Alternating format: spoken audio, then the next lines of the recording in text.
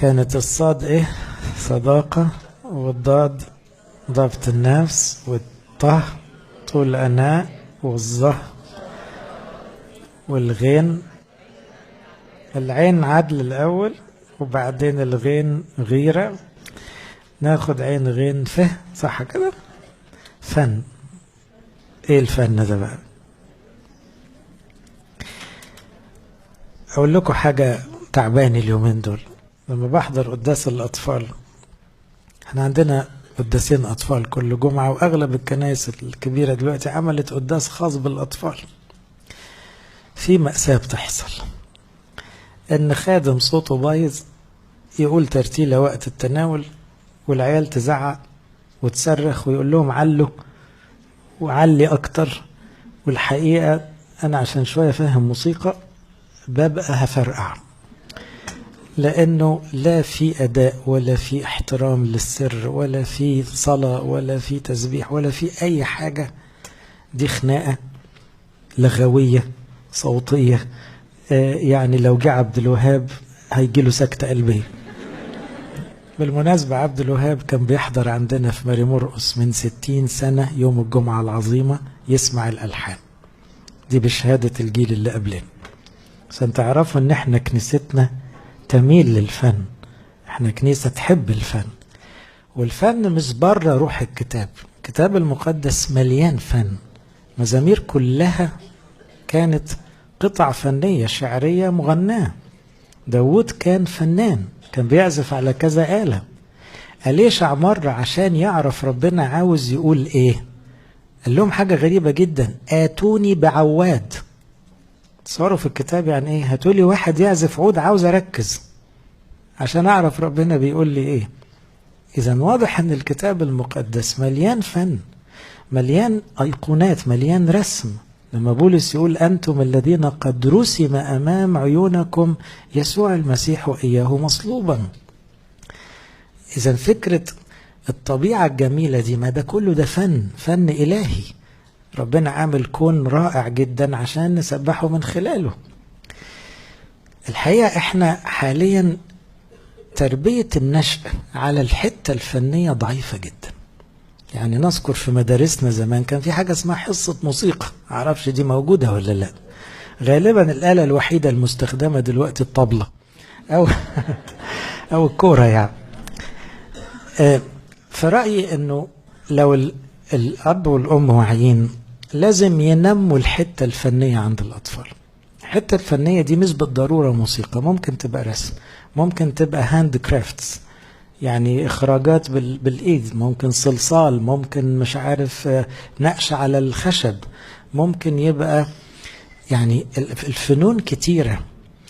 لأنه الفن نفسه القراية والكتابة ده ممكن طفلك يكون عنده استعداد أنه يطلع أديب في يوم من الأيام أو شاعر. أو إحنا الحتة دي دراسة في مصر طبعا الحتة دي رفاهية بالنسبة له. وطبعا ده حتى التذوق بيفرق بعد كده. التذوق الفني دي أحد متع الحياة، إنك تبقى مستطعم موسيقى أو مستطعم لوحة أو مستطعم الطبيعة. ما هو الطبيعة أساسا ربنا عملها عشان تقول الله، تقول إيه الجمال ده وتسبح الله. ولما تسمعوا التسابيح بتاعت الكنيسة تلاقي كلها قطع فنية تأملية. فواضح اللي ركبوها كلهم فنانين بيحبوا ربنا. فما عندناش خالص العداوة ضد الفن. ده فكر غير مسيحي. الفكر المسيحي الأصيل أن المسيحي الحقيقي فنان بالفطرة لأنه عاشق. ما هو العشق ده الإلهي بيجعل النفس حساسة. المعاني دي كلها بقى مختفية في التربية. احنا عاوزين حسابه عربي وبس، وقفل على كده، وكورة ممكن. فطبعا الحتة دي عاوزة تدخل، ولازم تدخل من بدري. لأن الطفل على فكرة زي ما تزقه، مش لازم بقى تجبره يطلع يحب الموسيقى زيك ولا الرسم زيك، بس انت بسهولة ممكن تكتشف ميوله. ولازم في كل طفل في ناحية فنية غالبا بندفنها من سن 3-4 سنين إلى الأبد، فبيطلع ما عندوش فكرة.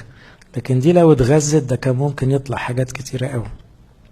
عملوا تجربة في أحد بلاد شرق آسيا، بقوا يعملوا إيه؟ يدخلوا العيال أوضة كده زي الأوركسترا، وبعدين يسيبوهم ويتفرجوا عليهم بيراقبوهم، فيلاقوا كل طفل تشد الآلة. بعدين يدخلوهم أوضة تاني كلها ألوان وأقلام وإشي ورق وإشي خشب وإشي، ويشوفوا هيعملوا إيه. وبعدين يعني بيعرضوهم لكل مجالات الفن المتعارف عليه ويراقبوهم.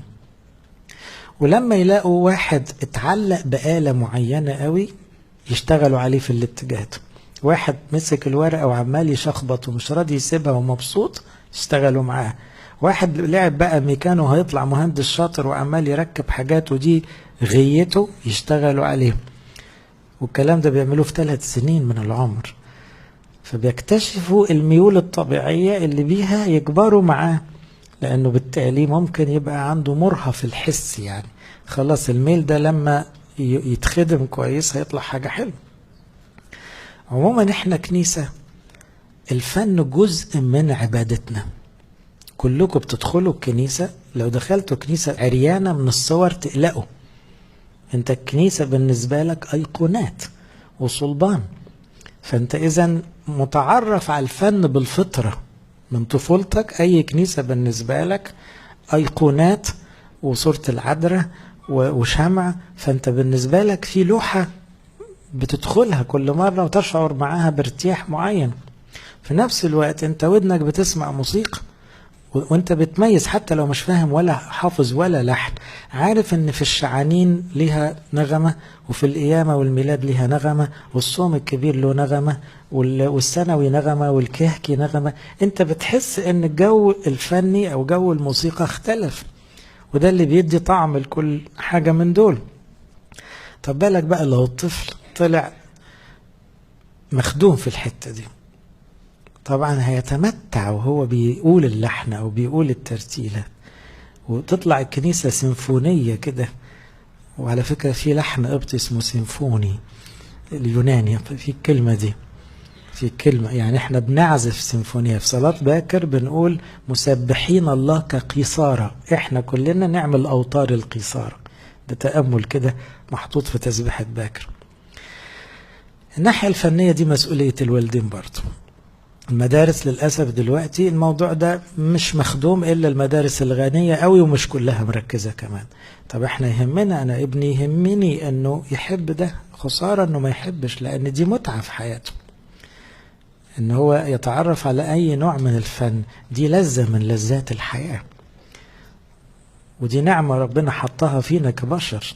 الفن جزء من طبيعة الإنسان. عملت تجربة الأسبوع اللي فات وعدت على خير لأول مرة من سنين. كان معايا مؤتمر وجيت في بالليل، هما سهيرة بقى، جبت لهم فيلم فروزن. عارفين فروزن اللي نزل في السينما؟ قعدنا في الكنيسة نتفرج على الفيلم 2 ساعة. بس قلت لهم المرة دي هنتفرج عليه احنا مش بنسليكم. ايه رأيكم ان العالم كله سمع عن الفيلم ده؟ وتقريبا نص اطفال العالم اتفرجوا عليه، لانه بالرغم انه انجليش، بس اللي يتفرج على الفيلم ده يفهمه حتى لو ما بيفهمش انجليش. هو فيلم كرتون بس طبعا مليان معاني رائعة جدا، يا ريت كنتوا يا كبار تتفرجوا عليه. فقلت لهم كل واحد هيمسك ورق وقلم وهو بيتفرج على الفيلم يطلع يجاوب على سؤال واحد: ليه الفيلم ده في 2 سنين انتشر في العالم كله هذا الانتشار اللي يقال اكتر من 100 مليون شافوه؟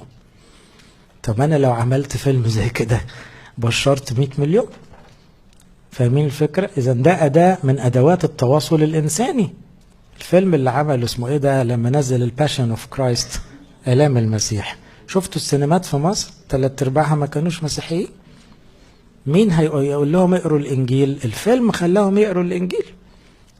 فإذا هو بالناحية الفنية وصل المسيح لناس كتيرة أو ما كانش هيوصل لها ربنا يسوع. فأفريقيا وآسيا أحد أهم أدواتنا في الكرازة النغمة والموسيقى. الناس دول عشاق للموسيقى، تحط كلمات وتقول موسيقى على هواهم وترص المعاني اللي انت عاوزها، تلاقي الناس كلها اتلمت حواليك واكسايتد وبتسمع. ده غير الكرازة. أنا عموما بقول هي ناحية مهم. قعدنا تقريبا 1 ساعة بعد القداس تاني يوم، الولاد بيقولوا كلام درر كأنهم نقاد سينما، بيطلعوا أسباب انتشار الفيلم ده في العالم لاحظوا حاجات في الفيلم انا شفته على الاقل مرتين 3، ذهلت. كل ده اكتشفتوه يا عيال؟ ده انتوا فعلا، طب ما تعملوا بقى. اكتشفوا عبقرية المخرج والمؤلف والممثل والملحن، لانه عارف يخاطب العالم، لا يخاطب فئة معينة لا سنية ولا بلد. هو ده قيمة الفن. الفن عنده قدرة ان يخاطب العالم، العالم وكل بلاده وكل فئاته. يعني مثلا موسيقى العالمية بتاعت بيتهوفن ولا باخ ولا كده، طب ما شبابنا بيسمع، تروح فرنسا تلاقيهم بيسمعوا، تروح الهند تلاقيهم بيسمعوا. يبقى واضح ان في بعض الموسيقات او الحاجات دي حتى بتتخطى حدود الكالتشر. يعني ايه؟ طب احنا مصريين مالنا بالموسيقى دي؟ لا، تلاقي ناس غاوية كلاسيك وبتسمع. طب هم هنود عندهم الكالتشر، بس عندهم ناس بتسمع. يبقى الفن الراقي عموما وسيلة تخاطب إنساني. وفي نفس الوقت عادة الفنان يميل، إذا كان حقيقي بقى، يميل للمعاني المسيحية الحقيقية، الحب والخير والجمال والرحمة، تلاقيها قريبة لقلبه. فاكر لما كنت في الكلية عملوا معرض رسم، فأنا غاوي الحاجات دي أتفرج على الأقل. فواقف قدام لوحة كده، وقفت قدام لوحتين. لوحة كنا طلبة لسه، واحد بفتح بقه أنا سامع الصرخة من الصورة، صورة معبرة، واحد بيصوت وفي سلاسل وأغلب الألوان ضلمة كئيبة. هما كانوا بيخلوا كل طالب يقف جنب اللوحة بتاعته، وجنبها لوحة تاني بقى مية وخضرة وروقان الدنيا وعصفور. الحقيقة مجرد نزلت عينيا من على اللوحة للشخص، أنا عرفت مين راسم إيه. اللي راسم الصورة بتاعة الزعيق دي وشه مرعب، تحس جواه كمية غضب. هو فنان على فكرة ستيل، يعني هو عارف يعبر، بس غضب فظيع. التاني وشه الروقان كله. فواضح ان حتى الفن بيعبر عن الداخل. طب ما اذا كل ده موجود فينا كبشر طبيعي، ليه ما كبروش في عيالي؟ ليه ما زرعوش في الطفل من بدري انه يتقن، انه يسمع الموسيقى، انه يتعلم اللحن ويقوله باتقان، وانه حد يمسك بايده ويعلمه الرسم؟ طب وماله؟ ما خلي بالكم اي ناحية فنية او مهارة هي فيها جزء بيسموه ايه، جيناتيك او طبيعي، وفي جزء يعلم. عشان كده حتى لا تهمل الموهبة التي فيك. اذا كان حتى في موهبة، الموهبة تثقل بالتعليم وبالخبرة. احنا بقى الحتة دي وقع مننا. في رأيي لو ولادنا كلهم اتعلموا البيزكس بتاعة الرسم والموسيقى، وده دورنا، هيطلع لنا جيل أرقى، هيبقى مش مستحمل سوري انه تترمي ورقة على الأرض. ده ضد إحساسه الفني، مش هيستحمل يلاقي الدنيا مكركبة. إنما احنا ده لو مش مكركبة نتضايق، لأن احنا الدنيا كلها مكركبة، فاحنا متبرمجين غلط. لكن واضح ان الناحية الجمالية دي مفقودة. في بعض المدارس بره مصر بقى يقعدوا يعني يستنفروا الناحية الجمالية، فيطلعوا بيهم في الطبيعة يقولوا لهم هي الوردة دي ايه الحلو اللي فيها. يقعدوا الأطفال يعبروا عن الجمال اللي شايفينه، عشان يركزوا في حاجات ما كانوش ممكن يركزوا فيها غير بالسؤال ده. فحتى الحوار حوالين الفنيات جزء من دورك كأب وأم. الموضوع ده هل يبدو صعب؟ هل يبدو أفلاطوني مجازي فلسفي؟ في رأيي لا. في رأيي لا. حتى لو انت ما كانش عندك الملكة أو الموهبة، بس انت هتبقى فرحان انك طلعت ابنك يتذوق أكثر منك، حياته هتبقى أحلى منك، إحساسه بالأمور أعلى منك. وبعدين عندنا قديسين فنانين أشهرهم داود النبي. إذن الموضوع ما هواش مجازي، يعني ما هواش بعيد عن القداسة.